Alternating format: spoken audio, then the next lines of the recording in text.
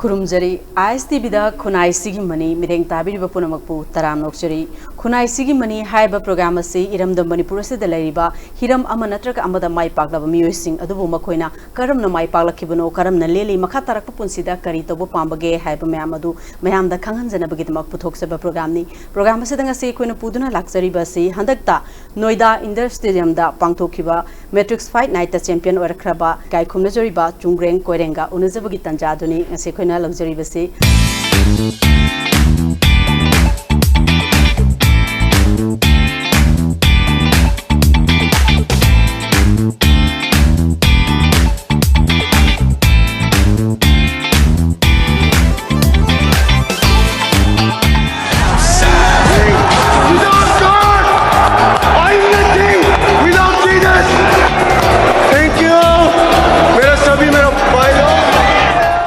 the Chungreng Butaram of Cherry.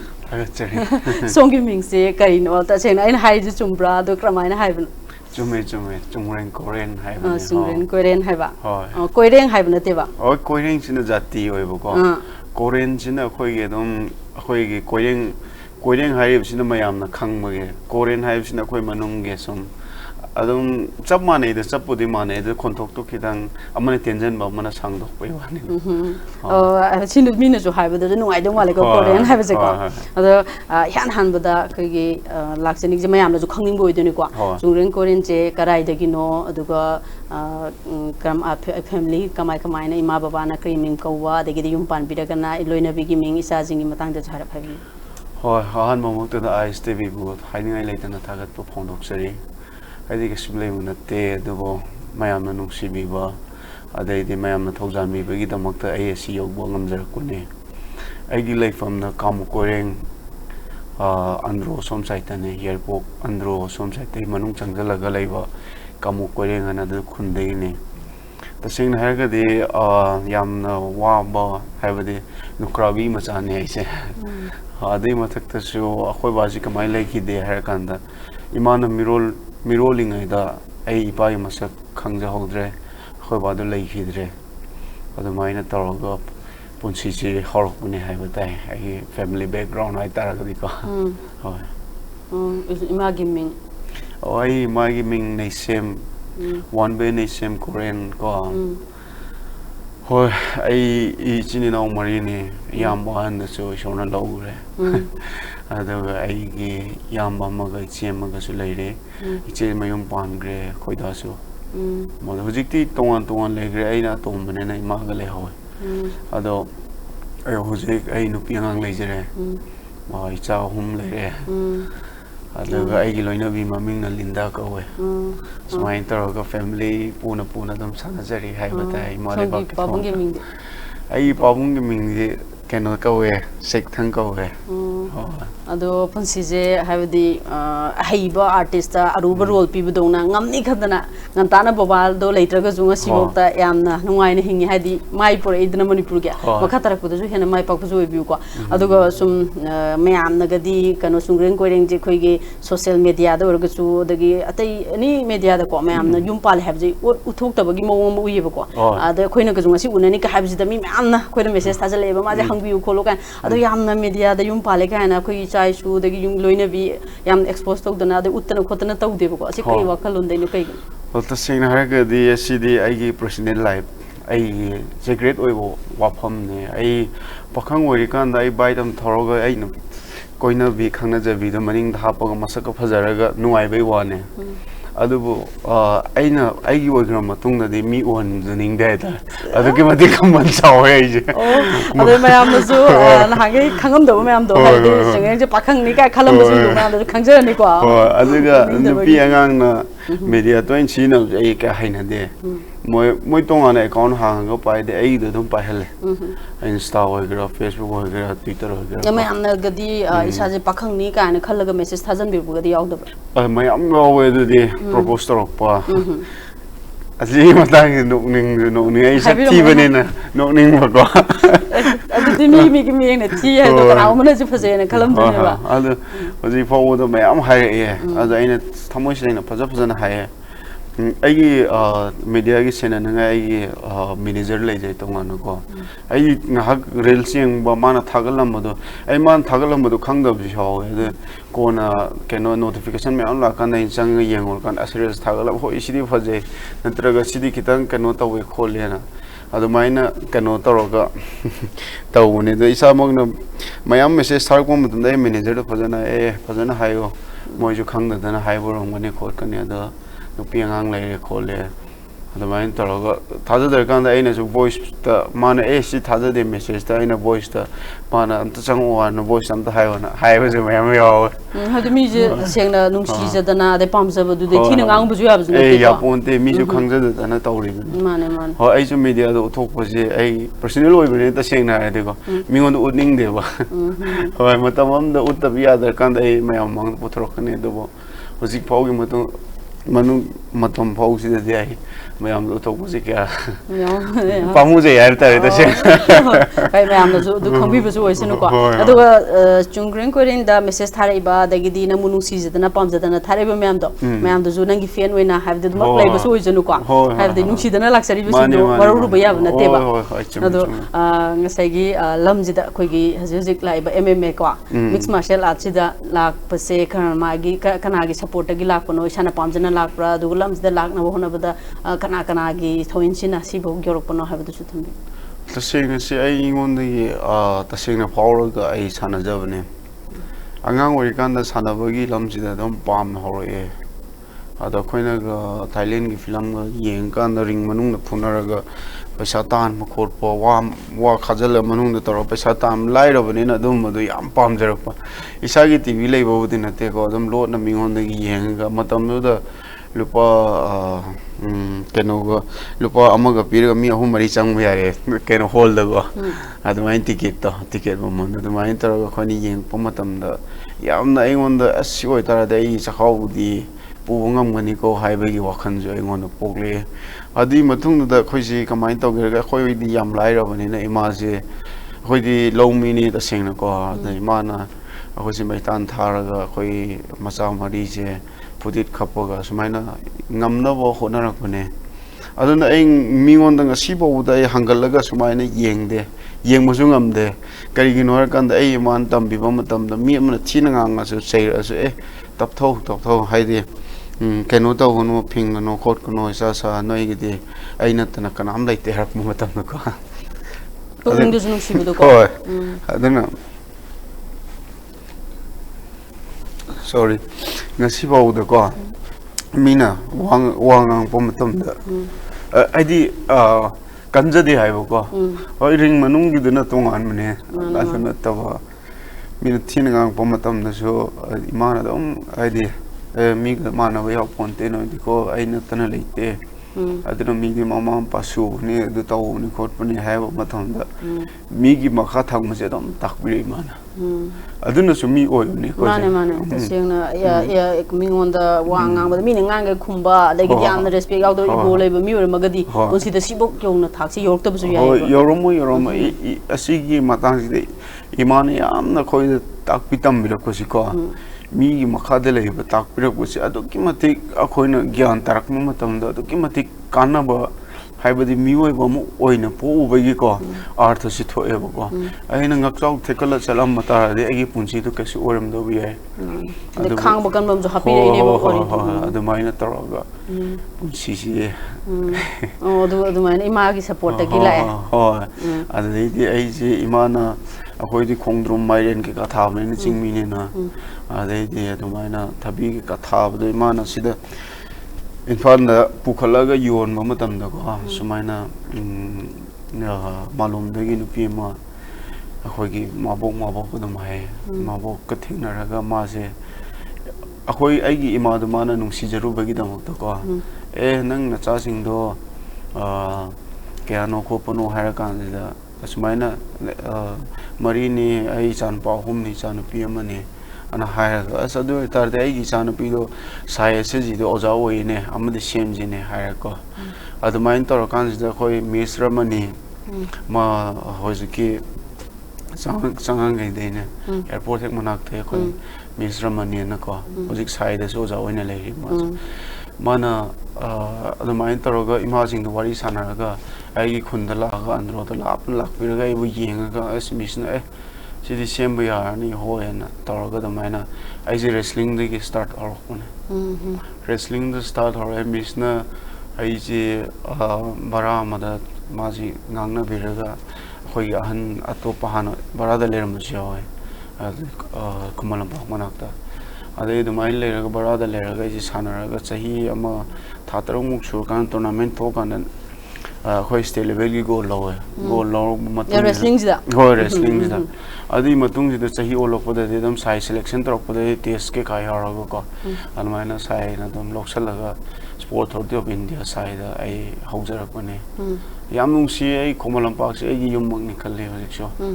tasengna si komalam park se ai tasengna thamoi sengna nungsi ba jaga haidi masi tasengna haibada masi laifam ne ai hajaning ko masi akhoi gi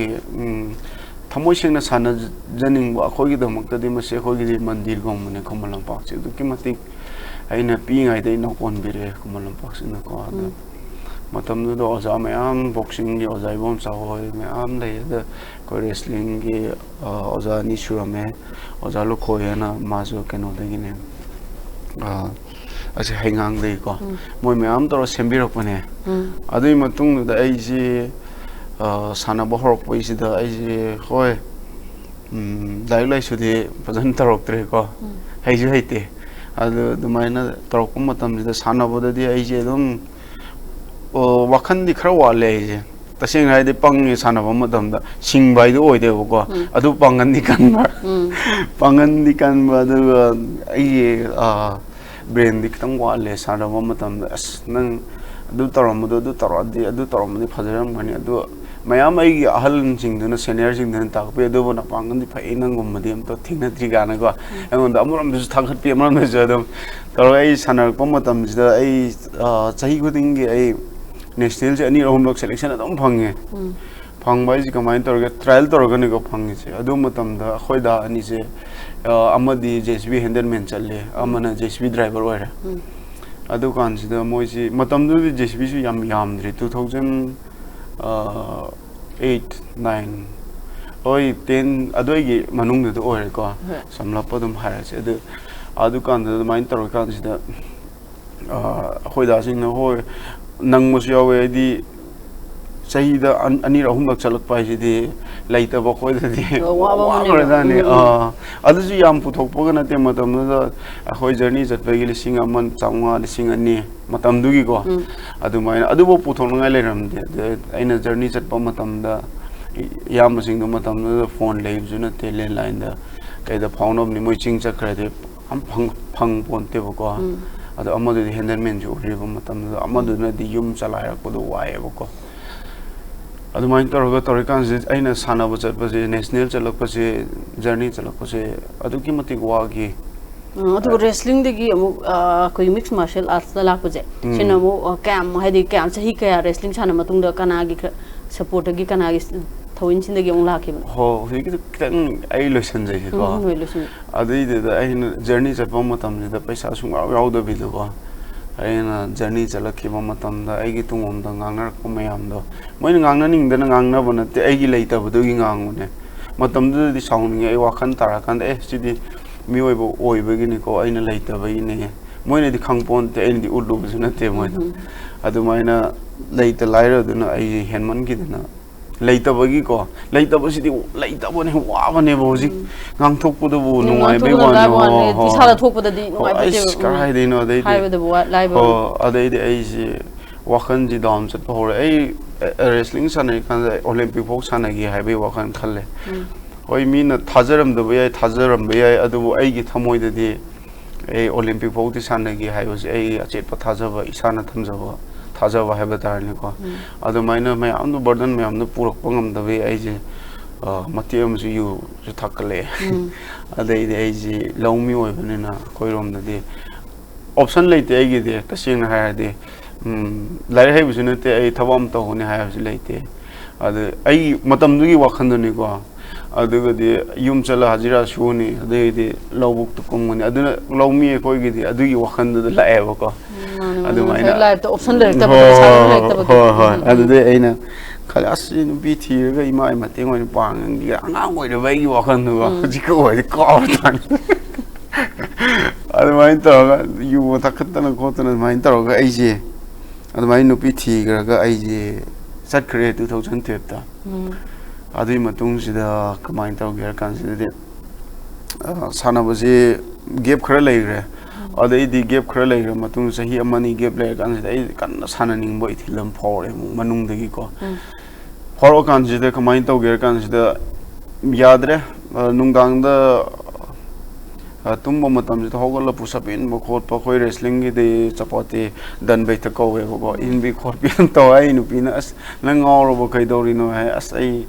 Ganta, the age Yam Sananing, Haksang, Hazirasu, Shum Kang, the Tabakshu, Shum Kang, the Ikari, Togodom Kang, the Sananing, when I Proxai, can the Moin, Imada, Imana, so ignore tore have the nang pakang wari kanda wo khoina nang sembungam draga nupi thil kamai semungam ne na chale kane nang nupi kanan ta kane aidi hano isle yam basing ju nupi thire hojiti ma magi have the oira bunina adu de khoi ngamaro ena ko adu main toroga khoiji amung namdagre sahi amani jai mohori amagi amuk challe adu tas thawa de rang painting amuk challe ai chapam khangtre ne I city Roydana, they Christian in a go, Hoizu prophecy Galay than a go Christian. I don't mind Torogo, Parnata Hola Kanjida, Imada, Moina, Ena Chano Paji Pazela Tamano, Mana Chumna Tamoishing at Pamatamda, Mana Yogi Kanmuzaga, the Vodu Mana Yogani. I do a Kagumba Mana Pata Amako Tabak, I did. Pataba Tabo have it, Ishona, the Tabak Tomatam, the Ma Hingnaba Lambi de Hogani, other man, Khalid, the Yawonga Moy. Are they Imazi Ishona Haven in the Kari, Ketu or Nico? Are they the Minor Asia come back to wrestling Jamusana? Are they MMA Kampon Trigo? I think Kangagazu, Adus Hanagan, not the way on live, wrestling the only Tataru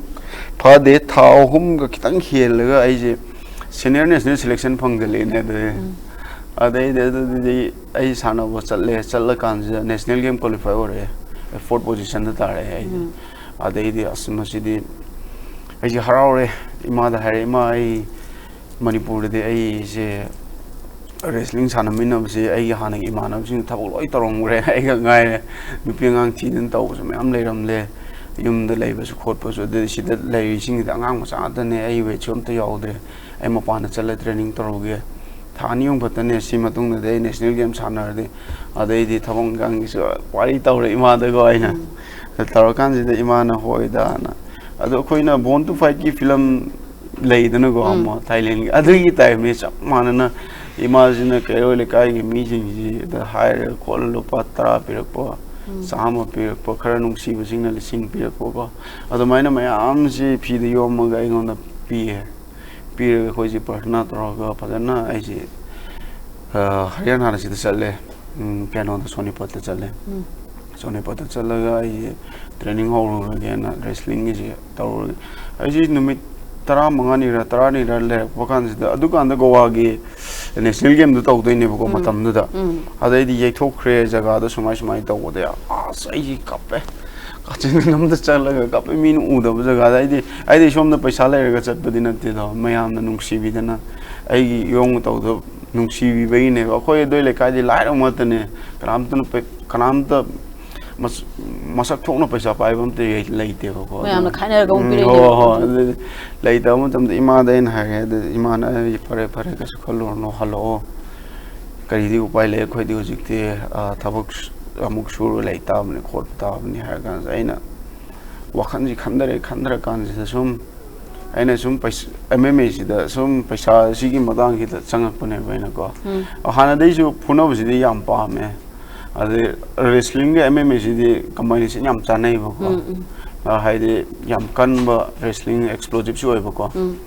Others minor conditioning Yam Kalapune wrestling the MMA Sang Pukan is the Hoy the Yam advantage over there. Other mind Kalaga is MMA the joint dog given a habit. no the eme mazidana kanana takwi ram bibahadi si bokilam de lakna hona bada oja kana na takwi thambiraki ho oja si du kimute kyamre chum isana ningjang bada ho ai ji han mada itau gym sana samana ma ango de yoji grims tama stop oin le ko maji kang nei pau mix martial art tha freedom le lai jersey and itau hi mix martial art ji manipur de lai rai leine khoi tawine hai ma wrestling lai ne ba ade asadu de ji join tawine yam pa me khole chi di na hai si pesa yam phang mo game du na tra khai kang won de ba ai ni ko ade de ham no knowledge kem le tu le tu han ma dai na han mamang si kano the wrestling da muchang tri da roshan go SFL chana ma da roshan go de ko pi ngai de chana min re wrestling ji ko ade de mawon do ai na hairame no ma khoi kumal na pa baning da I visit Kakasawa the thing of the 8 hours snung sana do yam palm is sunning a man in Oxalame. Kainu peace tea, nang yare nang adam later. Oh, the mind throw me, Maso. The mind throw guys, she makes martial art a way KMC and later make another. Nickname Pukrim Pandago. Was offering Makada Moy, Mam Sanarame Muay player, my am senior ma'am. At the mind throw a hapta among Chatle. Ado ain MMA yeng kan de som da YouTube ta de fight yeng ka de som da trom mi du de khar khetna bu ko aina khalam bu ga tayun na bai tare aina som de yeng bu de ama moina trom mi de ama de ne ais ma si da ina wa khan kan der ma si de ko mai ta wa si de kan ta ro ko lo na de fight am de to me manipur fight li kan han moin ko shon san bi de na ka re ade mutung de 8000 call to re ta ai smash my ton MMA John Yam Tong Koning and a higher Kansamana. Ai Singapore the one championship ki ai trialam Taudore Modukanda in a selection Tautaragadi no meam Manipur team Semse India go in a ring with Timam Semse and Amaze I want interest and Pirego. Others find Taraga Mazi Ta Amani later Matungida Ematum the wrestling to present Chatre I the Kano Imaga Hoi check Maram Salanung with them Sueko. Adum atopa topa thaba mi khongwan taw ko MBC manung asi de lo sing do ma tani khongwan oji ure de moi masak khangani adum maina mi amagi adum modana paisa su ta ko hajira se oji adum main taraga tawro le kan se itaw khangod na phone tore thani matung ja ai itaw ai selection tore de noi do khara kano taw si coach sen adai de Dinesh Norem hoji kaksing ge angang yam phajari mane hoji flyweight ki champion or pagi asa yam chaung tham ko na hoji ma training gurgaon do le adu main taro khoi me am ji koi compete na ma Bangalore da akhoi na team ama semgal laga da maina khoi ji MMA ji horok ko ne phajana aina MMA momu ta han madi roshan mai nam ne ai BJJ ji ke no BJJ sine kari ko no Brazilian jiu-jitsu karai de horokke MMA hai sine kari no mixed martial art sine kari no na traga sine kamaine sana gi ha itaro sine padana mamu ta ne on takpi ba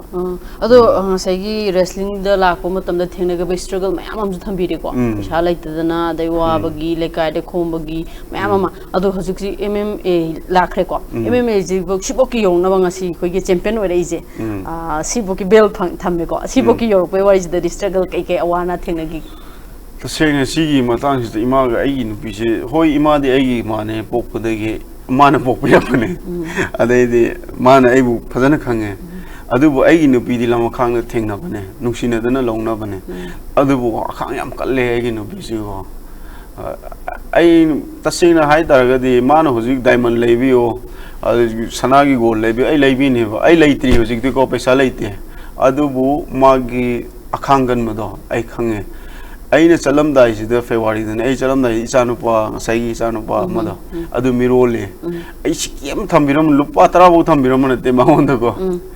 adu maina sat khibo matam sida ma low kom ga hajira suga ima ga khoi low du su la pe ba ko chingya dane ba khun de ge adu main tar to mit kang marak sida ma matam na ai phone ju pai de phone ju leite ai ju sikem par sat na te du ticket ka podu jo khoi han am da tar ticket ka khala ga chat pane ada ai chalu ju paisa phang da su na te haidi chahi amani chahi kai matung dai paisa phangani su khangde ko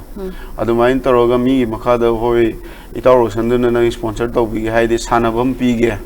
achaba thakke haibai damakta ne aina chali do ai nang nupi ngang adu da haidi moidi adudi side ta thamuro moidi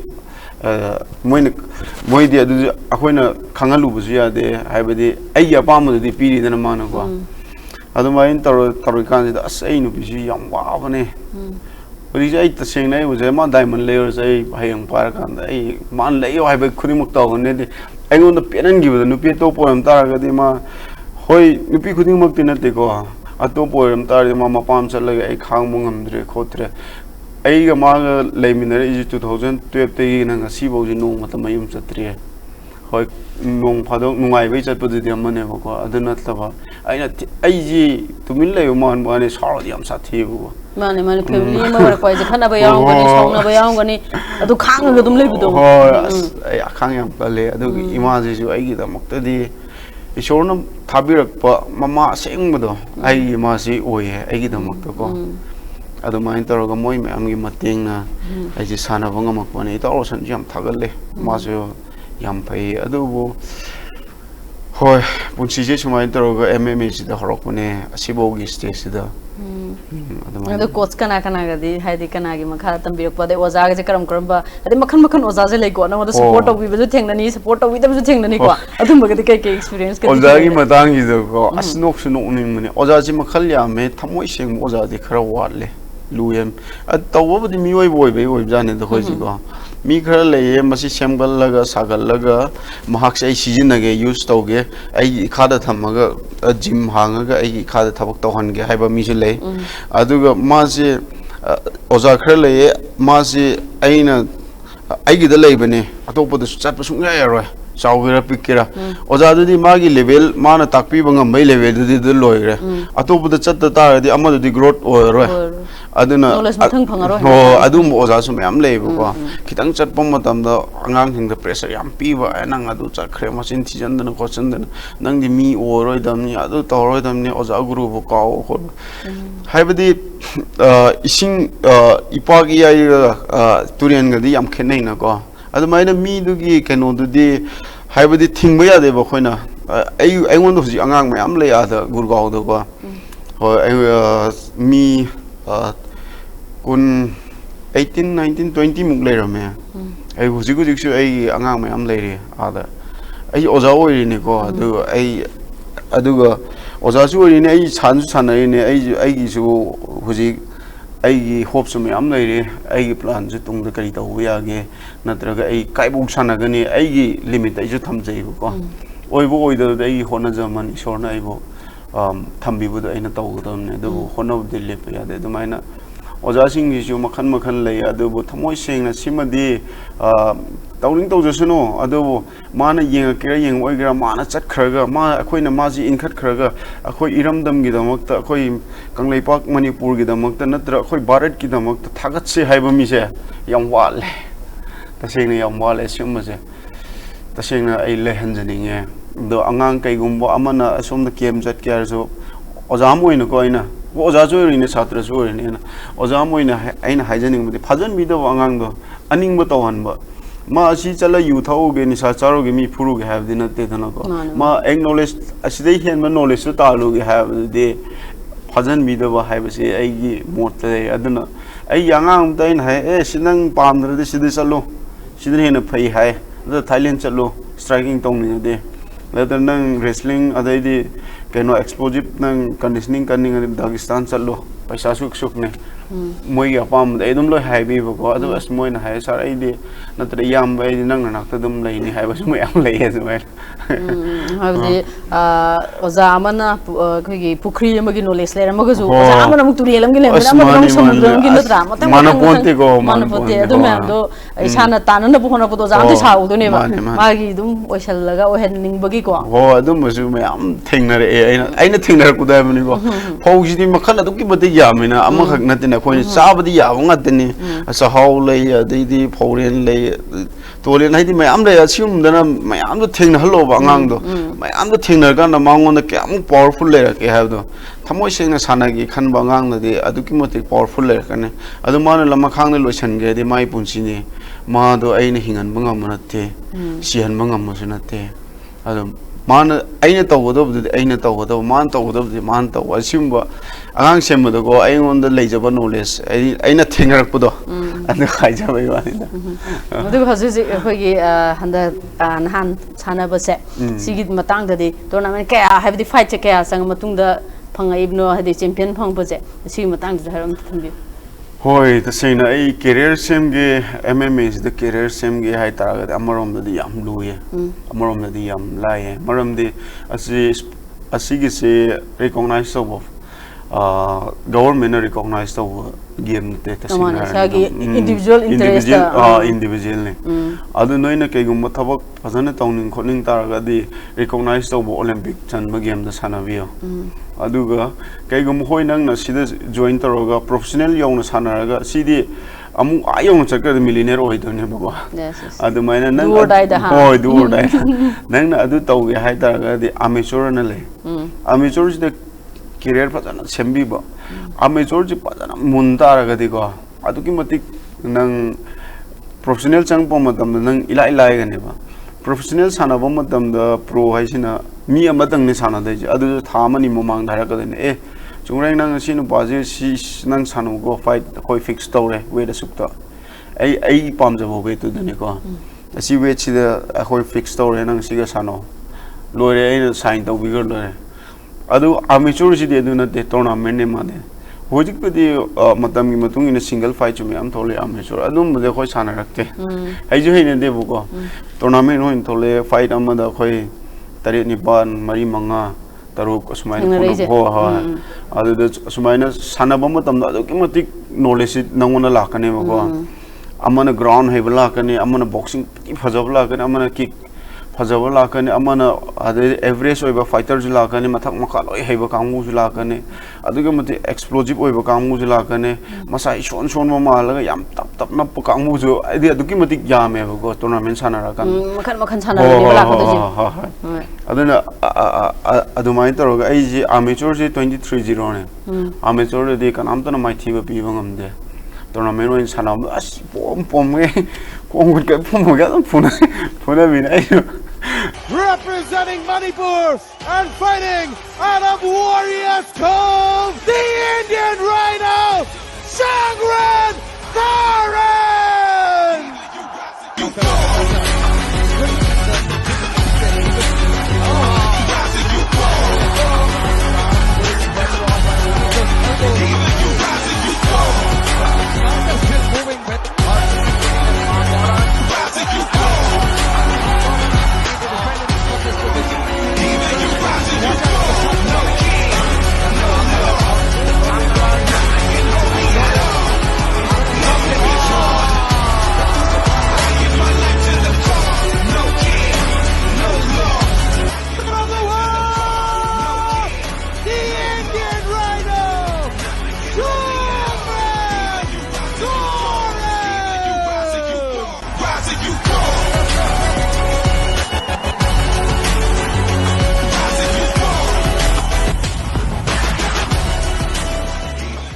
ai professional ji tasing na haraga di phanam yam re aina sana je adu bo sida aina hana khangu da bako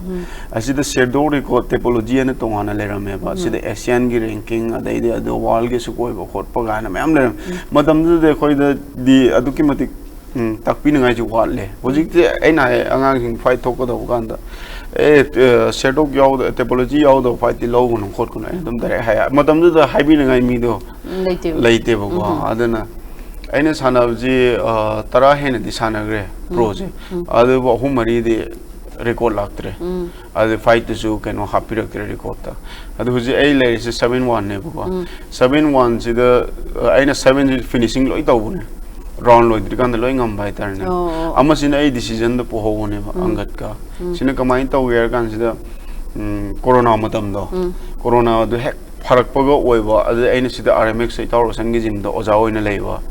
aina adugi matamda aina fight sanagibadgo lamjen dang chelaga wind shooter hapaga nongmuda 27 kilometer chelaga ai weight cut taraga sanagibane adugi matik wana ko adu mateng pangai jilite ai nupi di khangponte weight cut tawsi kamai tawni imana de nang shirni to nang sanaru no haibako ayu adum bod knowledge kya leite weight to aina 79 80 adai ching apane 61 no adugi matik wana ching ga ai sanagibane di fight aduga ngasi akai manga thami belt si sanabada thengnagiba adagi kaya tournament kaya sanara kan changa ino ka habada adu hoi ta sing si ai achievement phangna hona da ai total zum wrestling ga ai kanoga park poma tam da 17 18 years 15 years hoi tang tenjal laga ko long journey ni oh 15 years ki matung da ai si goal ji phangjabane ho si gi fight se ta sing haraga di khudak ta pi ba yade aigi knowledge ki matung ina aigi fight tu gi matung ina pi bane ai fight mari kara matung da moina si gi title belt chungreng nang sana ba yarani na ko ado maina piraga ai si sana jarak pane ado si sana ba ja sana ba changi ko ado chang matung da khoi sada si aina ngamni ka habgi 100% confidence lai brai sada ado kai kai ge di paw o handa ki fight si di confidence fadan le kamai le ge ai gi player team le to singna ai gi at si matang hi di ko ai na bu fight sanarani ha ai ma ji sarai hen more fasting to prayer to more ma ji tasingna ai ga ma ga sap ma nei waiting ma ji adum kangtrik kangam ni ba ai wait wakhan da khan ma da ade fasting to moi prayer to wa de khoi khon gi pastor sing moi padana ai bu paujen ju pb smai to kholo smai sano natraga si leire nang adu leire na ko ai ring manung mu chang ga ai dum hai me mayang sing de ko wait people loiga de fight loire maram de akhoi khut ha ma chak sa bi adugi wakhan de khalle ba de ko ring ai enjoy to bu se ring manung de enjoy to ba ai nong ma ta chahi kaino muk lai si mapan dai club chatte party chatte yunung am thakte adu bai ring manung de enjoy to dance to the we adai nappi got bi ga ai adu mo dai ai yam pam je adu mai to adu ga asi matang si de ko ho asina si ore ai gi na ta bi da akhoi gi angang jing che nahan so pe hai bane akhoi gi manipur atopadi top state people ro ja khoi manipur macha jing je adu ki motik moi ji win le adu manung de ethnic ton khoi ji kan ba haigadra ko explosive oi ba fast oi ba sigi khoi gi blood chi yaujai bu mane mai masagi involved de to sa yaujara ban ho adu bu angang sing jina kamain to ger nga sai amateur da mun da bi do ko sakshi mun da bi da sa de how tom ni ko adu maina moi ji ekta mun da bi da fight chi achau loksan bi adu por di kana gi ming chat no akhoi gi ne ai gi ne natro aduna ai pa na mun halaga sana bi da ma ja maya da mai brang kar ga thokal ko matam da karam ta na nam da bang atop state sing sina khoi de gi wang ma sing sina kamai to ger kan da sana bi ji moi akhoi de gi hai bu sina te masa pha bu sina te kan bu sina te ko moi na hot na bu se kari haru ni kamai explain to mom khang de adu ki matik hot nei ba moi ji class no mo da class mari tham ji mari yar ko ne ba ahum tham me ahum yaw kan ai junga e ba kari akhoi angang ding ne kitang tawre wa re po tha ning bi hadi khang mo kan ma ji yam wa le adu mathak tu akhoi ji yam thu na phawning ne ba asi kwai dei phawne ai na chuma si sports dang na tabi de hiram khudi mo to ai na chung bungam gar de pai chung bungam ho da nan thur de karai kok ta ta ni khong da ho punchi chu hogolak tab ji hai khowang te khar de khot te khar de wari du ko for example sumaina angang jing ji khitang aina knowledge to ai ISTV gi thong ji da ko ai khara haijan ni ba ai yam haijaba gi na te ai ju hai te experience to hai ne ho ai ju jik su tam mi ni ai ju tam mi ne de maina chatmin na ta ga de imalai wak si ai di kanglai pa ka se sidai tholok ba mi jing je kanam tan mai thi ba pi ba ngamoi akhoi khang je akhang kan je akhoi kitang to thok na han hot nam se asima de khoi dei phat ta bra na ꯑꯩꯅ ꯁꯨꯝ ꯈꯟꯖꯕꯅꯤꯀꯣ ꯑꯗꯨꯃꯥꯏꯅ ꯈꯜꯂꯦ ꯑꯗꯨ ꯁꯤꯝꯇꯪꯗꯤ ꯑꯩꯒꯤ ꯊꯃꯣꯏꯗ ꯂꯩꯕ ꯄꯥꯎꯗꯝꯗꯨ ꯇꯝꯖꯔꯝꯒꯦ ꯇꯁꯦꯡꯅ ꯃꯤꯡ ꯇꯥꯕꯤꯕ ꯃꯌꯥꯝꯅꯁꯨ ꯁꯣꯏꯗꯅꯃꯛꯀꯤ ꯇꯥꯕꯗ ꯅꯨꯡꯉꯥꯏꯕ ꯍꯥꯏꯕꯗꯨ ꯑꯣꯏꯗꯣꯏꯅꯤ ꯑꯩꯈꯣꯏꯒꯤ ꯍꯤꯔꯝ ꯑꯃꯗ ꯑꯣꯏꯔꯒꯁꯨ ꯁꯥꯟꯅꯕꯗ ꯑꯣꯏꯔꯒꯁꯨ ꯑꯗꯒꯤ ꯐꯤꯜꯝꯗ ꯑꯣꯏꯔꯒꯁꯨ ꯏꯁꯩꯗ ꯑꯣꯏꯔꯒꯁꯨ ꯑꯦꯅꯤ ꯏꯁꯥꯅ ꯆꯠꯂꯤꯕ ꯇ꯭ꯔꯤꯠꯇꯨꯗ ꯌꯥꯝ ꯊꯨꯅ ꯐꯥꯎꯕꯒꯤ ꯋꯥꯈꯜꯂꯣꯟꯗꯣ ꯊꯥꯗꯣꯛꯄꯤꯌꯨ ꯌꯥꯝ ꯐꯥꯎꯕ ꯍꯥꯏꯕꯁꯤ ꯃꯅꯨꯡ ꯐꯨꯟꯗ꯭ꯔꯒꯗꯤ ꯑꯃꯨꯛ ꯍꯜꯂꯛꯀꯅꯤ ꯍꯥꯏꯕꯅꯤ ꯃꯥꯏ ꯄꯥꯛꯇꯕꯁꯨ ꯌꯥꯏ ꯀꯔꯥꯏꯗꯩꯅꯣ ꯄꯥꯕ꯭ꯂꯤꯛꯅ ꯊꯥꯒꯠꯄꯁꯤꯗꯤ ꯄꯥꯕ꯭ꯂꯤꯛꯅ ꯊꯥꯗꯔꯛꯀꯅꯤ ꯅꯪꯅ ꯍꯣꯠꯅꯔ ꯆꯠꯈꯤꯕꯗꯤ ꯀꯅꯥꯝꯇꯅ ꯊꯥꯖꯕ ꯉꯝꯃꯣꯏ ꯌꯥꯝ ꯐꯖꯕ ꯄꯣꯏꯟꯠ ꯑꯗꯨꯁꯨ ꯃꯥꯅꯦ ꯃꯥꯅꯦ ꯁꯤꯒꯤ ꯋꯥꯐꯝꯁꯦ ꯑꯩ ꯐꯣꯂꯣ ꯇꯧꯋꯦꯕꯀꯣ ꯑꯗꯣ ꯏꯄꯥ ꯏꯄꯨ ꯑꯍꯨꯝꯂꯛ ꯃꯩ ꯏꯁꯤꯡ ꯅꯨꯡꯁꯤꯠ ꯍꯥꯏꯁꯦ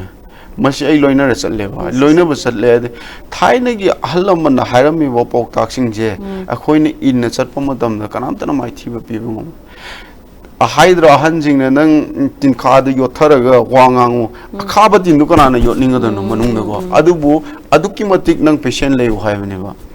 ꯑꯗꯨꯒꯤ ꯏꯊꯅꯤ ꯑꯩꯈꯣꯏꯒꯤ ꯀꯪꯂꯩꯄꯥꯛꯁꯤꯗ ꯂꯩꯔꯤꯕ ꯊꯥꯏꯅꯒꯤ ꯑꯍꯜ ꯂꯃꯟꯒꯤ ꯀꯩꯅꯣꯁꯤꯡꯁꯦ ꯅꯣꯏ ꯑꯉꯥꯡꯁꯤꯡꯒꯤꯗꯤ ꯑꯣꯜꯅꯦ ꯍꯥꯏꯖꯔꯝꯒꯅꯤ ꯑꯗꯨꯕꯨ ꯃꯗꯨꯗ ꯑꯩꯈꯣꯏꯅ ꯊꯤꯗꯣꯛꯄ ꯃꯇꯝꯗꯣ ꯑꯩꯗꯤ ꯌꯥꯝ ꯊꯤꯗꯣꯛꯑꯦ ꯇꯨꯃꯤꯟ ꯂꯩꯕ ꯃꯥꯟꯕ ꯋꯥꯅꯦꯕꯀꯣ ꯃꯤꯅ ꯑꯍꯟꯁꯤꯡꯅ ꯍꯥꯟꯅ ꯀꯔꯤ ꯇꯧꯋꯦ ꯀꯩꯗꯧꯒꯦ ꯀꯔꯝꯕ ꯇꯧꯔꯒ ꯑꯩꯈꯣꯏꯁꯤ ꯈꯥꯡꯕ ꯀꯟꯒꯅꯤ ꯊꯃꯣꯏꯁꯤꯡꯅ ꯇꯁꯦꯡꯅ ꯍꯥꯏꯔꯒꯗꯤ ꯈꯥꯡꯕ ꯀꯟꯕ ꯃꯤꯗꯨꯅꯤ ꯂꯦꯞꯍꯧꯒꯗꯧꯔꯤꯁꯦ ꯈꯥꯡꯕ ꯀꯟꯗꯕ ꯃꯤꯗꯨ ꯑꯗꯨꯝ ꯇꯨꯈꯤꯅꯤ ꯑꯗꯨꯅ ꯁꯤ ꯑꯩꯈꯣꯏꯅ ꯁꯥꯟꯅꯔꯤꯕ ꯒꯦꯝꯁꯤꯗꯤ ꯌꯥꯝꯅꯁꯨ ꯔꯤꯛꯁ ꯂꯩꯕ ꯒꯦꯝꯅꯦ ꯃꯃꯥꯡ ꯆꯍꯤꯗꯁꯨ ꯃꯤ ꯑꯃ ꯁꯤꯈꯤꯕꯗꯁꯨ ꯉꯥꯏꯔꯤ ꯑꯗꯣ ꯑꯩ ꯇꯁꯦꯡꯅ ꯍꯪꯖꯅꯤꯡꯕꯅꯦ ꯋꯥꯍꯪꯁꯦ ꯍꯥꯏꯕꯗꯤ ꯑꯦꯁꯤꯌꯥꯒꯤ ꯁꯤꯁꯦ ꯑꯩꯈꯣꯏꯒꯤ ꯁ꯭ꯄꯣꯔꯠꯁꯀꯤ ꯗꯤꯁꯤꯄ꯭ꯂꯤꯟ ꯑꯃ ꯑꯣꯏꯅꯁꯨ ꯌꯥꯎꯕ ꯅꯠꯇꯦ ꯃꯌꯥꯝ ꯔꯤꯀꯣꯒꯅꯥꯏꯖ ꯇꯧꯔꯒ ꯁꯤꯗꯤ ꯏꯟꯗꯤꯕꯤꯖꯨꯋꯦꯜ ꯏꯟꯇꯔꯦꯁꯇ ꯗꯨ ꯑꯣꯔ ꯗꯥꯏꯗ ꯊꯣꯛꯂꯛꯏꯅꯦꯕ ꯁꯤꯗꯩꯁꯤꯗ ꯀꯩ ꯏꯟꯇꯔꯦꯁꯇ ꯆꯪꯕꯤꯔꯤꯅꯣ ꯀꯥꯏ ꯍꯪꯅꯤꯡꯕꯅꯦꯕ ꯑꯗꯣ ꯃꯥꯏ ꯄꯥꯛꯒ ꯂꯥꯛꯑꯕ ꯃꯤ ꯑꯃꯗ ꯁꯨꯃꯥꯏꯅ ꯍꯪꯕꯁꯦ ꯅꯨꯡꯗꯤ ꯅꯨꯡꯉꯥꯏꯖꯗꯕꯀꯣ ꯀꯩꯁꯨ ꯀꯥꯏꯗꯦ ꯑꯗꯨꯝ ꯑꯈꯪꯕꯗꯨꯗꯤ ꯑꯩ ꯑꯗꯨꯝ ꯍꯥꯏꯖꯒꯦ ꯑꯩꯁꯨ ꯌꯥꯝ ꯈꯪꯖꯕꯕꯨꯗꯤ ꯅꯠꯇꯦꯕ ꯍꯣꯏ ꯑꯗꯨꯒ ꯍꯧꯖꯤꯛꯐꯥꯎ ꯁꯤꯐꯥꯎ ꯊꯥꯛꯁꯤ ꯌꯧꯔꯛꯈ꯭ꯔꯦꯀꯣ ꯑꯗꯣ ꯁꯤꯐꯥꯎꯁꯤꯗ ꯑꯩꯈꯣꯏꯒꯤ ꯍꯧꯖꯤꯛ ꯑꯩꯈꯣꯏꯒꯤ ꯃꯅꯤꯄꯨꯔ ꯂꯩꯉꯥꯛꯇꯒꯤ ꯑꯣꯏꯔꯒꯁꯨ ꯃꯔꯤ ꯂꯩꯅꯕ ꯗꯤꯄꯥꯔꯠꯃꯦꯟꯇꯒꯤꯗꯤ ꯀꯔꯤ ꯁꯞꯄꯣꯔꯠꯀꯗꯤ ꯐꯪꯕꯤꯕ ꯂꯩꯈ꯭ꯔꯦ ꯑꯗꯨꯒ ꯃꯈꯣꯏꯗꯒꯤ ꯀꯔꯤ ꯑꯦꯛꯁꯄꯦꯛ ꯇꯧꯕꯤ ꯏꯁꯥꯅ ꯇꯁꯦꯡꯅ ꯃꯅꯤꯄꯨꯔ ꯂꯩꯉꯥꯛꯁꯤꯗꯤ ꯑꯩꯈꯣꯏꯒꯤꯗꯃꯛꯇꯗꯤ ꯁ꯭ꯄꯣꯔꯠꯀꯤꯗꯃꯛꯇꯗꯤ ꯌꯥꯝ ꯐꯩ ꯌꯥꯝ ꯊꯥꯒꯠꯅꯤꯡꯉꯥꯏ ꯑꯣꯏ ꯃꯃꯥꯡꯗ ꯑꯩꯈꯣꯏꯅ ꯄꯥꯕꯨꯡ ꯕꯤꯔꯦꯟꯗꯣ ꯗꯤꯜꯂꯤ ꯂꯥꯛꯄ ꯃꯇꯝꯗ ꯃꯊꯥ ꯁꯥꯅ ꯂꯩꯔꯤꯀꯣ ꯃꯥ ꯑꯗꯨꯀꯥꯟꯗ ꯑꯩꯈꯣꯏꯅ ꯑꯦꯄꯣꯏꯟꯃꯦꯟ ꯂꯧꯔꯒ ꯆꯠꯄ ꯃꯇꯝꯗ ꯃꯥꯅ ꯐꯖꯅ ꯍꯥꯏꯌꯦ ꯑꯩꯉꯣꯟꯗ ꯆꯨꯡꯔꯦꯡ ꯅꯪ ꯍꯟꯗꯛ ꯐꯖꯅ ꯁꯥꯟꯅꯧ ꯍꯟꯗꯛꯀꯤꯗ ꯑꯩ ꯔꯤꯁꯤꯞꯁꯟ ꯐꯖꯅ ꯇꯧꯕꯤꯒꯦ ꯈꯣꯠꯄꯤꯒꯦ ꯑꯗ ꯅꯪ ꯃꯥꯏ ꯄꯥꯛꯇꯕ ꯌꯥꯗꯕꯅꯤ ꯑꯩꯈꯣꯏ ꯃꯅꯤꯄꯨꯔꯒꯤꯗꯃꯛꯇ ꯑꯩꯈꯣꯏ ꯏꯔꯝꯗꯝꯒꯤꯗꯃꯛꯇ ꯃꯤꯡꯆꯠ ꯄꯨꯔꯛꯑꯣꯅ ꯕꯣꯔꯁꯨ ꯄꯤꯕꯤꯔꯝꯃꯦ ꯑꯗꯨꯅꯁꯨ ꯑꯩ ꯐꯖꯅ ꯁꯥꯟꯅꯕ ꯉꯝꯈꯤ ꯍꯥꯏꯗꯤ ꯊꯋꯥꯏꯗꯣ ꯑꯩꯈꯣꯏꯒꯤ ꯅꯤꯡꯊꯧꯅ ꯃꯅꯤꯄꯨꯔꯒꯤ ꯃꯥꯁꯦ ꯍꯥꯏꯗꯤ ꯑꯩꯈꯣꯏꯒꯤ ꯃꯄꯨꯅꯦ ꯇꯁꯦꯡꯅ ꯍꯥꯏꯔꯗꯤ ꯃꯅꯤꯄꯨꯔꯒꯤ ꯑꯣꯏꯅꯗꯤꯀꯣ ꯃꯥꯅ ꯑꯗꯨꯃꯥꯏꯅꯒ ꯍꯥꯏꯕꯤꯔꯝꯕꯗꯣ ꯇꯁꯦꯡꯅ ꯑꯩ ꯅꯨꯡꯉꯥꯏꯖꯩ ꯑꯗꯨꯕꯨ ꯂꯥꯏꯕꯛ ꯊꯤꯕ ꯍꯥꯏꯒꯗ꯭ꯔꯥ ꯍꯧꯖꯤꯛ ꯑꯃꯨꯛ ꯈꯪꯍꯧꯗꯅ ꯑꯃꯁꯨ ꯍꯥꯟꯅ ꯀꯩꯅꯣ ꯇꯧꯔꯝꯃꯒꯁꯨ ꯏꯪꯊꯔꯦ ꯅꯨꯡꯉꯥꯏꯔꯦ ꯑꯩꯈꯣꯏꯁꯨ ꯃꯌꯥꯝ ꯅꯨꯡꯉꯥꯏꯇ꯭ꯔꯒꯁꯨ ꯈꯔꯗꯤ ꯑꯩꯈꯣꯏꯁꯤ ꯁꯣꯔ ꯍꯣꯟꯕ ꯅꯨꯡꯉꯥꯏꯔꯛꯈ꯭ꯔꯦ ꯍꯥꯏꯔ ꯀꯥꯟꯁꯤꯗ ꯑꯃꯨꯛ ꯇꯧꯔꯛꯄꯁꯦ ꯑꯩ ꯊꯃꯣꯏ ꯁꯦꯡꯅꯁꯤꯗꯤ ꯀꯟꯗꯦꯝ ꯇꯧꯖꯩ ꯑꯗꯨꯒꯤ ꯃꯊꯛꯇꯁꯨ ꯅꯨꯄꯤ ꯑꯉꯥꯡ ꯂꯩꯔꯤ ꯇꯧꯁꯦ ꯍꯣꯏ ꯅꯨꯄꯥ ꯑꯃ ꯑꯣꯏꯔꯒ ꯂꯥꯟꯐꯝꯗ ꯀꯥꯞꯅꯕꯗꯨꯗꯤ ꯍꯣꯏ ꯋꯥꯔꯤ ꯑꯃꯅꯤꯀꯣ ꯑꯗꯨ ꯅꯠꯇꯕꯤꯗ ꯅꯨꯄꯤ ꯑꯉꯥꯡꯗ ꯇꯧꯔꯛꯄ ꯍꯥꯏꯁꯤꯗꯤ ꯑꯩ ꯊꯃꯣꯏ ꯁꯦꯡꯅ ꯑꯩ ꯊꯃꯣꯏ ꯁꯣꯛꯑꯦ ꯑꯩ ꯀꯞꯁꯨ ꯀꯞꯄꯦ ꯃꯤꯗ ꯌꯦꯡꯕꯗꯀꯣ ꯑꯗꯣ ꯑꯩꯅ ꯂꯥꯟ ꯊꯦꯡꯅꯔꯤꯕ ꯃꯁꯦꯟꯇ ꯑꯣꯏꯔꯒꯗꯤ ꯈꯔꯁꯨ ꯑꯃꯨꯛ ꯐꯕ ꯑꯗꯨ ꯅꯠꯇ꯭ꯔꯥ ꯑꯣꯏꯔꯗꯤ ꯑꯩ ꯅꯨꯄꯤ ꯁꯤꯗꯤ ꯑꯉꯥꯡ ꯍꯥꯏꯁꯤꯗꯤ ꯅꯨꯄꯤ ꯍꯥꯏꯁꯤꯗꯤ ꯀꯦꯃꯧꯔꯒ ꯂꯩꯖꯒꯦ ꯍꯥꯏꯕ ꯀꯥꯡꯕꯨꯅꯦ ꯅꯨꯄꯤ ꯍꯥꯏꯁꯤꯗꯤ ꯃꯄꯨꯔꯣꯏꯕꯩ ꯁꯦꯕꯥ ꯇꯧꯔꯒ ꯀꯦꯃꯧꯔꯒ ꯂꯩꯕ ꯃꯤꯅꯦ ꯑꯗꯨꯇꯕꯨ ꯑꯗꯨꯃꯥꯏꯅ ꯇꯧꯈꯤꯕ ꯃꯇꯝꯗꯀꯣ ꯊꯃꯣꯏ ꯌꯥꯝ ꯁꯣꯏ ꯑꯩꯗꯤ ꯏꯁꯥꯃꯛꯀꯤ ꯅꯨꯄꯤ ꯂꯩꯕꯅꯤꯅꯀꯣ ꯑꯩ ꯌꯥꯝ ꯄꯦꯟꯗꯦ ꯍꯥꯏꯕꯗꯨꯁꯨ ꯍꯥꯏꯁ ꯇꯤꯚꯤ ꯊꯣꯡꯁꯤꯗ ꯑꯩ ꯍꯥꯏꯖꯔꯝꯒꯦ ꯑꯃꯕꯨ ꯑꯣꯏꯔꯦ ꯑꯩꯈꯣꯏ ꯅꯨꯡꯁꯤ ꯆꯥꯟꯅꯅ ꯍꯥꯟꯅꯒꯨꯝꯅ ꯂꯩꯕꯁꯦ ꯑꯩ ꯌꯥꯝ ꯄꯥꯝꯃꯦ ꯊꯃꯣꯏ ꯁꯦꯡꯅ ꯈꯤꯇꯪ ꯊꯝꯕꯤꯔꯝꯃꯣ ꯍꯥꯏꯕꯗꯤ ꯃꯌꯥꯝꯅꯁꯨ ꯈꯪꯅꯔꯕ ꯑꯃ ꯑꯣꯏꯔꯕꯅꯦꯕ ꯂꯥꯟꯁꯤ ꯃꯇꯥꯡꯁꯤꯗ ꯀꯔꯝꯍꯥꯏꯅ ꯇꯧꯔꯒꯗꯤ ꯂꯣꯏꯁꯤꯟꯕ ꯌꯥꯅꯤ ꯑꯗꯨ ꯀꯔꯤ ꯃꯣꯠ ꯂꯩꯒꯦ ꯍꯥꯏꯕꯗꯣ ꯃꯌꯥꯝꯗ ꯈꯤꯇꯪ ꯊꯝꯕꯤꯌꯨ ꯍꯣꯏ ꯇꯁꯦꯡꯅ ꯑꯩꯈꯣꯏꯁꯤ ꯋꯥꯔꯤꯁꯤ ꯉꯁꯥꯏꯒꯤꯗꯨꯒ ꯑꯗꯨꯝ ꯍꯥꯏꯐꯦꯠ ꯃꯥꯟꯅꯒꯦ ꯇꯧꯋꯦ ꯑꯗꯣ ꯑꯩꯈꯣꯏ ꯇꯁꯦꯡꯅ ꯍꯥꯏꯔꯒꯗꯤ ꯑꯩꯈꯣꯏꯁꯦ ꯑꯃꯒ ꯀꯣꯑꯣꯄꯔꯦꯁꯟ ꯄꯤꯅꯕꯁꯤ ꯈꯔ ꯋꯥꯠꯄꯀꯣ ꯑꯗꯨꯒꯤ ꯃꯊꯛꯁꯨ ꯑꯣꯏꯔꯦ ꯑꯗꯨꯒ ꯀꯝꯃꯨꯅꯤꯇꯤ ꯅꯥꯏꯕ ꯍꯥꯏꯕ ꯀꯝꯃꯨꯅꯤꯇꯤ ꯍꯥꯏꯕꯁꯤ ꯍꯣꯏ ꯏꯪꯂꯤꯁꯇ ꯍꯥꯏꯕ ꯋꯥꯍꯩꯕꯨꯗꯤ ꯑꯣꯏꯔꯝꯒꯅꯤ ꯑꯩꯁꯤ ꯌꯥꯝ ꯇꯥꯊꯤꯌꯦꯕ ꯀꯝꯃꯨꯅꯤꯇꯤ ꯅꯥꯏꯕ ꯍꯥꯏꯁꯤ ꯇꯣꯉꯥꯟꯕ ꯍꯥꯏꯕꯒꯨꯝꯕꯅꯦꯕꯀꯣ ꯑꯗꯨꯅ ꯑꯁꯤꯒꯤ ꯖꯥꯠ ꯍꯥꯏꯕꯅ ꯈꯤꯇꯪ ꯍꯦꯟꯅ ꯅꯛꯁꯟꯅꯕ꯭ꯔꯥ ꯊꯥꯏꯅ ꯑꯍꯟꯁꯤꯡꯅ ꯁꯤꯖꯤꯟꯅꯔꯝꯕ ꯋꯥꯍꯩꯁꯤꯡꯁꯤ ꯑꯩꯅ ꯁꯤꯖꯤꯟꯅꯍꯟꯅꯤꯡꯉꯦ ꯑꯗꯨꯒ ꯑꯩꯈꯣꯏ ꯇꯁꯦꯡꯅ ꯏꯟꯗꯤꯌꯥ ꯒꯣꯚꯔꯟꯃꯦꯟꯠꯅ ꯂꯧꯈꯠꯂꯛꯏꯕ ꯑꯩꯈꯣꯏ ꯗ꯭ꯔꯒ ꯑꯦꯟ ꯋꯥꯔ ꯍꯥꯏꯗꯨꯗ ꯑꯩꯗꯤ ꯌꯥꯝꯅ ꯅꯨꯡꯉꯥꯏꯖꯈꯤ ꯊꯃꯣꯏ ꯌꯥꯝ ꯄꯦꯟꯖꯈꯤ ꯍꯣꯏ ꯃꯤꯑꯣꯏꯕ ꯑꯃ ꯑꯣꯏꯕꯅꯤꯅ ꯁꯣꯏꯗꯕ ꯉꯥꯝꯗꯕ ꯀꯅꯥꯝ ꯂꯩꯄꯣꯟꯗꯦ ꯑꯩꯁꯨ ꯆꯨꯡꯔꯦꯡꯁꯨ sin pai pangang ji masaksi ga haram su mayam leramgani adudi mioi ba oiru baine kana amanu nungsina tani kana amanu nungsira moina tra adu maina Warren Drakana tropa CM na ai yam full support tawje haidi asum CM tropa se khoi gi dam kudi laiba pawani ko gana aduga sumba step mayam lokhalak pa madam hana chingmi dammi lap thongram mudasu mami nungsinar pai mami urak pa kholak pa tarakan sida adai inner line permit khot pa chat pa khot pa gi se ai yam harauje ai tasingna ai Manipur gi proof am oina ko tasingna sumba sidi oihan gadabane tawhan gadabane haidi natrade khoi yelong me khoi mang gi dene mut ki dene hayeng kari oyone hakjit kari oyone kangponte adum basum khongthang jing jusik akoina direct akoina chatlaga force sijina dabida huji akoina mayamna yarena khangalaba akoi achaw sang sing da oina demand tawbona phagadra adu moi du oina haijaraga tawraga su hoi mi kharana di kya khana haira su oidarabne haibado ko ayadubo mama mana mapa mana masa singi mayam de loi piba ngam ponate aduna hoina akoi masen mioiba akoi micham masen thengna gada saruk ta akoi gi government lai besida hoina tasingna akoina khongjang changchalaga adegi apaphatta moina railorok podo adu oina chatpa taraga de Manipur se shanti hoi oirakpa yabagi phibam laigadra na ina khalle akoi machen adum tongna taradi lung kai ahal manjing na lungdung thomna di watte haibado ko adumaina adum torodra na aigi wakhan do sum khanjabani yam thajadana maitegi fazaba khoi kainda gi chana lon ge jam haye ba haide hun aziki hayu do hunara di letim watte ka haibado adula lan sung loi loi roi adoi ta ga di solution lom da langna na ba ko angamba sing una halaga natra yam fazaba wakhalon thambiri ado hojik se matrix fight night the champion oibanga me ko ado makhata ba UFC dagadi tournament hoke ka khanbi bra isa da kare kare makhata pa kare kare plan le bire hoi ngasi di haido ge taseng di adune ai hope te ho adu hojiki mamang da si fight chanadri kan da moi road to UFC ga adu dai gon la mayam then a white contender series I road to UFC I want the contract loi la na si sanabio handak December as then a white contender series Dubai de le adu nang fight chi obi ko kholona adai gi hoja khoi gi India go ina nupi puja tomara na UFC gi fast han ba ka ba nupi do adu gi management ba da na sign to kholona UFC de sang na ba khona bai adai imanabam lei ma do hana UFC thaw adu ai changake havene direct mana UFC du sana ba taraga di ai ju changake ada khoi ojana su nang hoji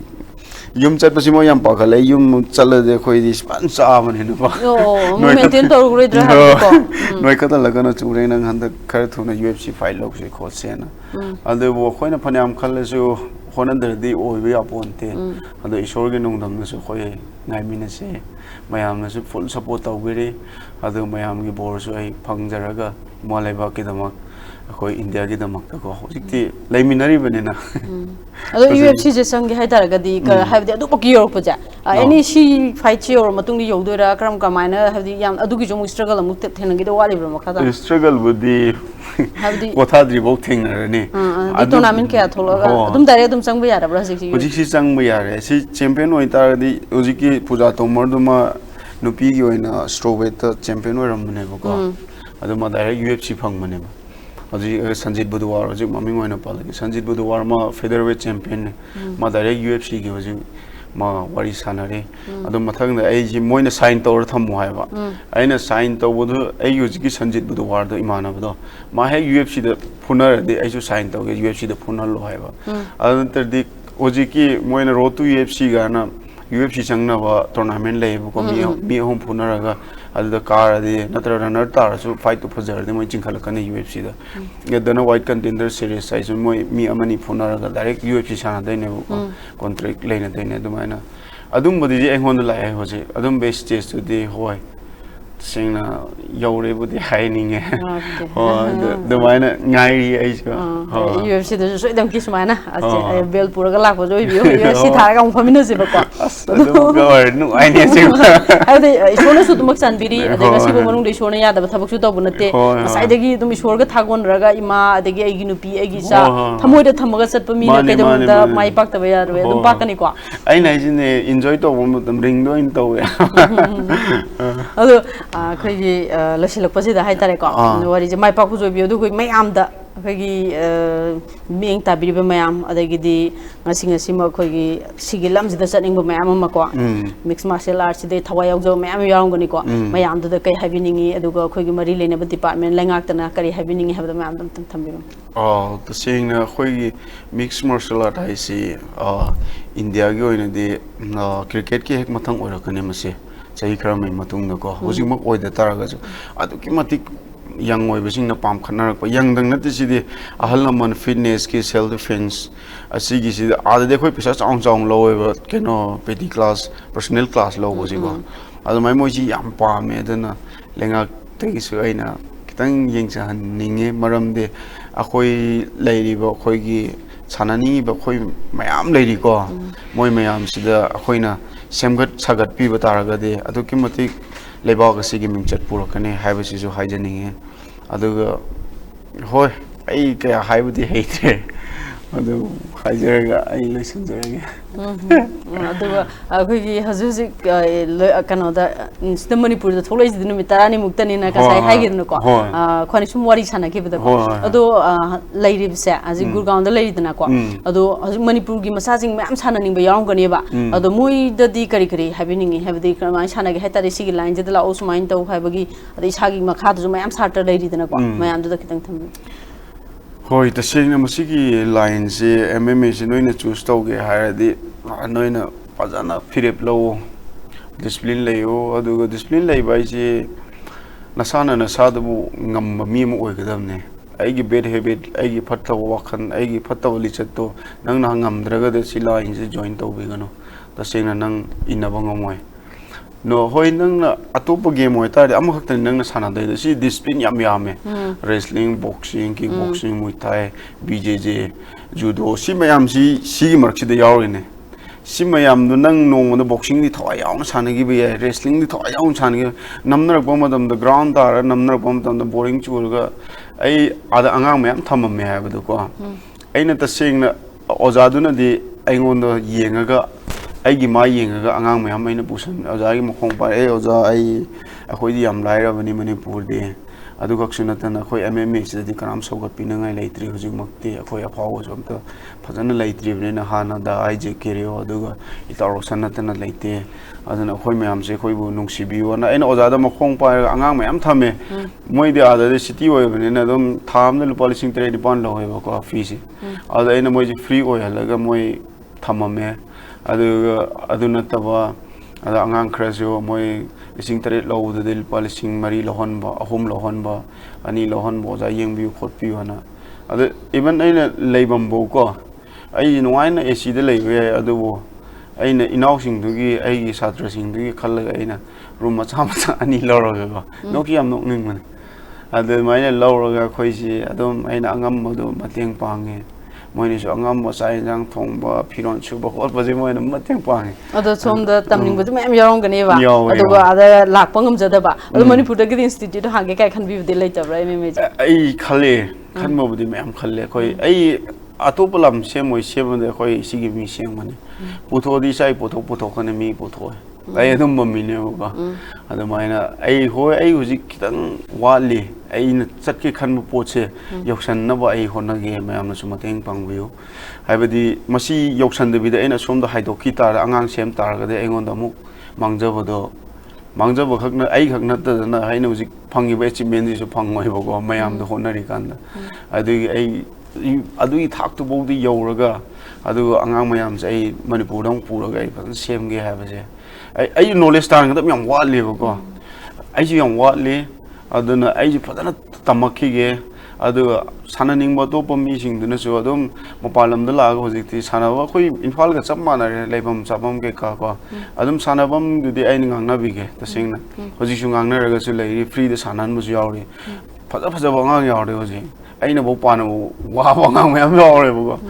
adu mai na ngang mayam same even cookie ma chabuk le ram ai nakta adu moi chatkre khana chaina banate moi matang matam matung ina dum chachagre ko khoina hairu si ya de ka doru si ya de do je ai le ne je metai ma chang ta maru oina ai gi jati ji am ta yaw do koiring jati itan na oi ba kabai ta mo no kang de ji metai ma cha ta ni le ori me am da ꯑꯗꯣ ꯏꯁꯥꯒꯤ ꯃꯌꯥꯝꯗꯨꯁꯨ ꯍꯥꯏꯗꯤ ꯃꯤꯠꯌꯦꯡ ꯇꯥꯕ ꯃꯌꯥꯝ ꯂꯩꯔꯝꯒꯗꯣꯏꯅꯤ ꯖꯒꯥ ꯖꯒꯥꯗ ꯀꯣꯏꯔꯦꯡꯁꯦ ꯃꯌꯥꯝ ꯇꯥꯏꯀꯣ ꯑꯗꯣ ꯃꯌꯥꯝꯗꯨꯁꯨ ꯁꯣꯏꯗꯅꯃꯛꯀꯤ ꯌꯥꯎꯕꯤꯔꯛꯑꯣꯅꯁꯨ ꯍꯥꯏꯕꯤꯔꯝꯃꯣ ꯑꯗꯨꯒ ꯏꯁꯥꯒꯤ ꯏꯆꯥꯁꯦ ꯏꯁꯥꯅꯕꯨꯗꯤ ꯁꯤꯒꯤ ꯂꯝꯁꯤꯗ ꯄꯥꯝꯕ ꯆꯠꯂꯦ ꯑꯗꯨꯒ ꯑꯗꯣꯝꯅꯗꯤ ꯑꯗꯣꯝꯒꯤ ꯏꯆꯥ ꯍꯧꯔꯛꯏꯕ ꯑꯉꯥꯡꯁꯤꯡ ꯏꯁꯥꯒꯤ ꯏꯆꯥꯗꯒꯗꯤ ꯁꯤꯒꯤ ꯂꯥꯏꯟꯁꯤꯗ ꯆꯠꯍꯟꯅꯤꯡꯕ ꯄꯥꯝꯕꯒꯗꯤ ꯂꯩꯕ꯭ꯔꯥ ꯑꯁ ꯃꯁꯤꯗꯤ ꯅꯨꯄꯥ ꯊꯣꯛꯇ꯭ꯔꯗꯤ ꯉꯝꯃꯣꯏ ꯑꯣ ꯏꯁꯥꯒꯤ ꯑꯄꯥꯝꯕꯒꯤ ꯃꯈꯥ ꯄꯣꯜꯂꯦꯕ ꯍꯣꯏ ꯅꯠꯇꯗꯤ ꯌꯥꯔꯣꯏ ꯑꯁꯤꯗꯤ ꯑꯔꯥꯏꯕ ꯊꯕꯛ ꯅꯠꯇꯦ ꯑꯗꯨꯅ ꯍꯣꯏ ꯍꯤꯔꯝ ꯈꯨꯗꯤꯡꯃꯛꯇ ꯑꯩꯈꯣꯏꯅ ꯀꯩꯅꯣ ꯇꯧꯔꯨꯕ ꯌꯥꯏ ꯍꯤꯔꯝ ꯈꯨꯗꯤꯡꯃꯛ ꯂꯣꯏ ꯂꯨꯏ ꯑꯗꯨꯕꯨ ꯑꯁꯤ ꯑꯩꯈꯣꯏꯒꯤ ꯄ꯭ꯔꯣꯐꯦꯁꯅꯦꯜ ꯌꯧꯔꯀꯥꯟꯗ ꯑꯩꯅ ꯍꯟꯗꯛ 17-18 kg ꯀꯤꯂꯣ ꯀꯠ ꯇꯧꯕ ꯃꯇꯝꯗꯀꯣ ꯍꯥꯏꯗꯤ ꯑꯩꯈꯣꯏꯗꯤ ꯄ꯭ꯔꯣꯐꯦꯁꯅꯦꯜ ꯌꯧꯔꯛꯑꯗꯤ ꯇꯣꯉꯥꯟꯕ ꯗꯥꯏꯠꯇꯒꯤ ꯆꯥꯕ ꯊꯛꯄꯗꯒꯤ ꯃꯌꯥꯝ ꯃꯦꯟꯇꯦꯟ ꯂꯥꯛꯑꯦꯕꯀꯣ ꯑꯗꯩꯗꯤ ꯑꯗꯨꯝꯕ ꯑꯁꯤꯗꯤ ꯈ꯭ꯋꯥꯏꯗꯒꯤ ꯈꯥꯡꯕ ꯀꯟꯕ ꯃꯤ ꯃꯅꯨꯡꯗ ꯋꯤꯟ ꯂꯩꯕ तसेंना है होय खुदिंग मगने दो MMA is the mind game ने असी याम स्ट्रांग ओबा सी ब्रेन जिन कली गई नंग कंदोइने थमोय जिगा ब्रेन जिगा पाव फोनो मथौ ताय अदु आई हकचांग हि नंग पुश तौ वे चलो चलो चलो अति अका याउद्रि खेदिको असिना शोन ग्रबा उपाय लेते सी गेम जिदिको माइंड गेम ने तसेंना अखोना मी मद तसेंना तौरो ने इलगसु यागदम नते मा मसाने यादो अदुना माइंड गेम याम लुबा याम लाय वाय लुलाय लोसिलकपसिदा अरोइबोइना इसाना सिबोकी थाक योरकपजे सिदैदा कना कना दा क्रेडिट पिबिनिंगी म्यामदो थागर बहे अमतंग हाइबिरम होय अस याम लेग्रे एंगोन नुसिबिरप मयाम जिको अदो आई अहानमद रेसलिंग सानरपसिंगदसो ओजासिंगदसो मोइगी मतेंगदनसो ओजारमनी ओजालुखोय मोइगी मतेंगदनसुने आई सि yakpangamaje ओजारमनी याम नुसिए अदो ओजालुखोयसो मोइ रेसलिंग की ओजाने को मोइ MMA गिदनते अदो मखोंनि मोइ होय मोइने सेमबिरकने याम नुसिए अखोगी इंदोन चादसुको अदगा होय तसिंगना आइगी मा आइगी नुपी लेमिनरीबा खोय चिने नाउ मयाम जिदा क्रेडिट पिजनी नोय नत्रदि नोय लेत्रगदि आइ कसु नते नोय मयाम न पुनिंग थगत पिबगी नोय मयाम न फाउन मने तसिंगना नोय लेत्रदि आइ करी ओइदेनो केम ओइरोय होजिकसु आइ इसानदि खले आइ कसु ओइदे ओइसु ओइदे आइदि याम लाइरबा मीने अदुगा ख्वाइदगी आइगिदि मी लेजदे तसिंगना हायदको आइगोंदा पुश तौबिनबा मी लेते अदु आइबु अस नंगी दमकते दे खोइ लेसि थादरके अदु तौवे आइब लेते अदुबु लम्मा खांगदे थेकनाबा गातने आयाम आइगोंदा नुसिबिबसे तसिंगना हायदोके ngasi मैतै मचा आतने यामा गोपालन हौजिक मा इंजीनियर ओइरगा आदा गुरगाव ले अस मान मतेंग पाम मयाम जे हंदक की फाइट की मतंग दको चथो खोतो मोसु मिंग तारगा सोइदम के हराव बोइ जदे नुवाइ जदनी को होय पीगिङाइ दे अदुम आइदि अदुम मयाम नुसिबिबदेगी ने हाइबसे मयाम की मतेंग ने हाइबस क्रेडिट मयाम द पिजनिङे खोइ गंगलै पाक लेमिनरी बा चिनिनाउ मयाम दा नोइगी दमक्तने आइना ngasi हिङि बसियो आइना अतोप अतोपदा लानगम फिरान थेपा ngमद्रगसो सानाबै लमसिदा आइना इमालैबा की यूनिटी पुरक ngamba अदैगिदि नुसी चानाना लेरमदबा कया लेरगसु हंदक नोइदा इंडोर स्टूडेंट द मयाम चिंगतम खाइदन आइगी दमक्ता लाउबिरकपा थौना हापिरकपदा आइ पी तारे तसेंगनको आइ मिङोन वांगांग म कया हाइतबगिने याउना मोइ मयाम क्रेडिट पिजनिङ हाइबसि आइना हाइजनि थैंक यू थागचरी मखा तारप पुनसिदुजु हेन हेन माइ पाकपो ओइबियो दुगा UFC दो मु चैंपियन लोरगा स्मानो फमिनबगी तंजादो मु लोगजरके का हजि मयाम मिरेंग ताबिख्रे ISTV गी खुनाइसिगी मनी मथंगदा अनौब एपिसोड अमक लोइनना अनौब गेस अमक लोइनना अमुक लाक्सगे मियेंग ताबिरु पुरमको अमुक हन्ना खुरुमजरी